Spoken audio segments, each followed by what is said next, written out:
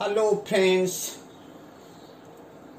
आज हम बात करेंगे stock for long term investment.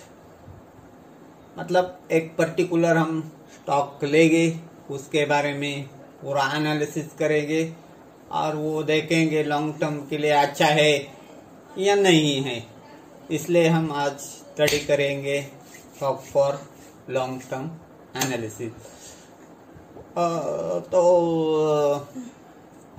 बहुत से हमारे सब्सक्राइबर है वो विदेशों से भी जुड़े हुए हैं। उन्होंने मेरे को रिक्वेस्ट की कि बीच बीच में आप इंग्लिश में भी थोड़ा बहुत वर्ड यूज कर रही है, क्योंकि हमको समझ में आ जाएगा फिर।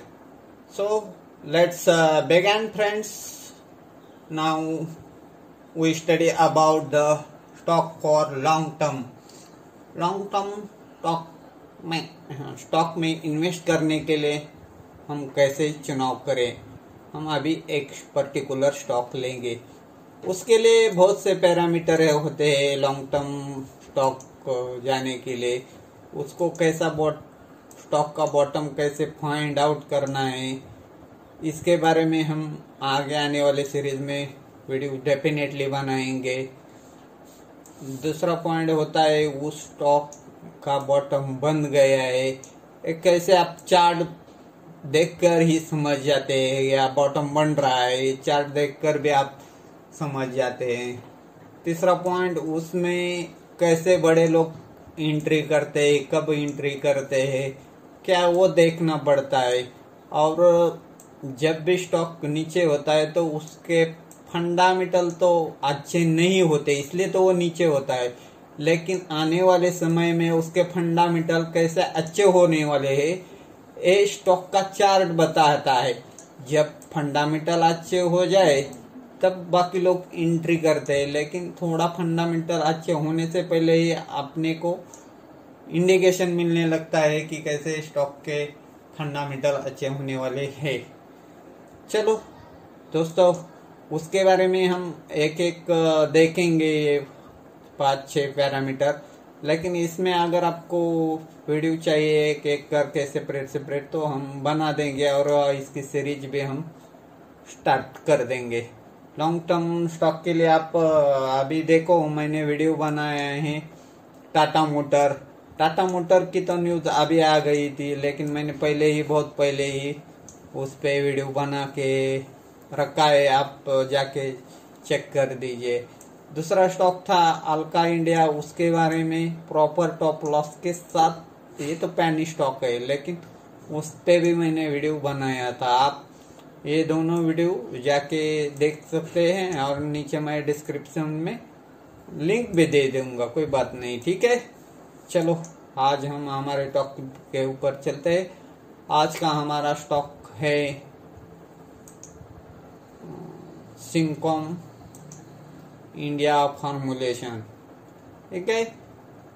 Syncom India formulation India limited. चलो उस स्टॉक के अभी एनालिसिस करते हैं, मतलब फंडामेंटल क्या कहते हैं उसका देखते हैं। Market capitalization 930, okay. स्टॉक का फ्री 29 है, मतलब बहुत हाई है, लेकिन ये हाई नहीं है अभी, क्योंकि उसके अभी अर्निंग आनी है। जैसे ये बढ़ेगा, मतलब उसका अर्निंग बढ़ेगा तो पी ऑटोमेटिकली कम हो जाएगा। लेकिन स्टॉक का आरओसी तो देखो 21, बहुत अच्छा है। आरओई भी बहुत अच्छा है, 180, बहुत अच्छा है। डेफिनेटली ये तगड़ा स्टॉक है। अभी मैक्स चार्ट देखते हैं तो देखो, अभी ये स्टॉक ने यहाँ का ब्रेकआउट दिया है, स्ट्रॉन्ग ब्रेकआउट दिया है। यहाँ का ब्रेकआउट देने के बाद वो थोड़ा नीचे गया, फिर अभी स्ट्रॉन्ग ब्रेकआउट दिया है। तो डेफिनेटली अभी इस हाई को टेस्ट करेगा, और अगर इस हाई के ऊपर निकलता है, 14 रुपए कुछ तो है, हम चार्ट पे जाके देखेंगे तो बहुत ऊपर जाएगा, ठीक है। अभी चलते हैं उसके क्वार्टरली रिजल्ट के ऊपर। अभी देखो स्टॉक का मतलब सेल्स तो बढ़ रहा है, मतलब हर क्वार्टर बाय क्वार्टर बढ़ रहा है। अभी देखो इधर थोड़ा बहुत एक आध दूसरा क्वार्टर ऊपर नीचे हो जाता है, लेकिन आपको क्या करना है, एनुअली देखना है। एक क्वार्टर में कभी ज्यादा होगा, कभी कम होगा। तो कैसे एनुअल में देखेंगे तो एनुअल में आपको देखेगा इसका सेल्स, देखो 118, 115, 151 सीधा जंप, 1733, 184, 185, इधर थोड़ा ड्रॉप आ गया, फिर 187, अभी यहाँ से जंप 206, 245, और अभी टीटीएम में कितना दिख रहा है 267। मतलब हर एनुअल पे उस स्टॉक में जंप आ रहा है, इसलिए तो उसका रिटर्न ऑन कैपिटल एम्प्लॉय बढ़ रहा है। लेकिन कैसे है, ऐसे छोटे से स्टॉक में थोड़े एक्सपेंसेस ज्यादा रहते हैं। अगर स्टॉक का, क्योंकि इनिशियल लेवल में कंपनी में क्या होता है, अगर टर्नओवर मतलब आपका सेल्स बढ़ जाता है तो आपका खर्चा भी बढ़ जाता है, क्योंकि और कंपनी को नया मतलब नया एक्सपेंडिचर करना पड़ता है, तो उसमें तो खर्चा लगेगा। मतलब आप देखो कोई भी मतलब बिजनेस करते हो तो उसको ग्रो करना होगा तो उसमें खर्चा तो आएगा, इसलिए उसके एक्सपेंशन बहुत ज़्यादा है। अगर ये एक्सपेंशन इन फ्यूचर कम हो जाता है तो ये स्टॉक बहुत प्रॉफिट दिखा देगा, लेकिन अभी भी प्रॉफिटेबल है। लेकिन ऐसे स्टॉक में आपको लंबे समय तक बने रहने के लिए पड़ता है। देखो ठीक है, ये देखो इसका प्रॉफिट इंक्रीज हो रहा है, इंक्रीज हो रहा है तो इसका मतलब EPSI इंक्रीज ही होगा। देखो कैसे इंक्रीज हो रहा है। ओके, अब देख लेना, ठीक है। अभी सीधा चलते हैं उसके डेट के ऊपर, कंपनी के ऊपर कितना डेट है क्या है। देखो कंपनी ने अभी शेयर कैपिटल बढ़ाया है मार्च 21 में, पहले कितनी था 78, 79 कर दिया। मतलब शेयर कैपिटल मतलब नंबर ऑफ शेयर्स उसने बढ़ा दिए, इसलिए उसका रिजर्व अभी 99 आ रहा है। तो वो कंपनी, देखो कंपनी को ग्रो करना है तो उसको कर्जा लेना पड़ेगा, कर्जा लेके ही कंपनी ग्रो होती है। तो बोरोइंग उसमें आ रही है। इस बोरोइंग मतलब इससे बोरोइंग ये इतनी भी ज्यादा नहीं है अभी, ठीक है। अभी चलते हैं उसके शेयर होल्डिंग पैटर्न में। शेयर होल्डिंग पैटर्न में एक इंटरेस्टिंग बात बहुत अच्छी है, क्या है, प्रोमोटर ने अपनी होल्डिंग बढ़ा दी है जबकि पब्लिक ने अपनी होल्डिंग कम कर दी है। मतलब जब भी प्रोमोटर अपनी होल्डिंग बढ़ा देता है तो स्टॉक का में कुछ ना कुछ न्यूज या कुछ ना कुछ अच्छा होने वाला है। देखो इसमें कितनी पब्लिक का मतलब शेयर होल्डर पैटर्न है, आप देखिए। तो इन्होंने बढ़ा दिया है शेयर होल्डिंग पैटर्न। देखते हैं हम इसमें से किसने तो बढ़ाया होगा। ये देखो हर एक ने मतलब थोड़ा थोड़ा करके शेयर होल्डिंग पैटर्न बना है, ठीक है, आप देख लेना, ठीक है। आप चलते हैं हमारे अगले कदम, टेक्निकल एनालिसिस क्या कहता है, ठीक है। अभी आपको मैं प्रॉपर टॉप लॉस और प्रॉपर एंट्री के साथ बताऊंगा। ये अभी मेरा स्टडी का ये फ्यूचर है, इससे आप कंफ्यूज मत होना। ये मैंने लाइनें ड्रॉ करके रखी है। देखो अभी स्टॉक ने है ना 978 से हर बार स्टॉक गिर जाता था। देखो पहले भी यह टच किया, गिरा, फिर टच करने की कोशिश की, फिर गिरा। देखो उसके बाद इसने ब्रेकआउट दिया, इसके बाद तो सीधा ही।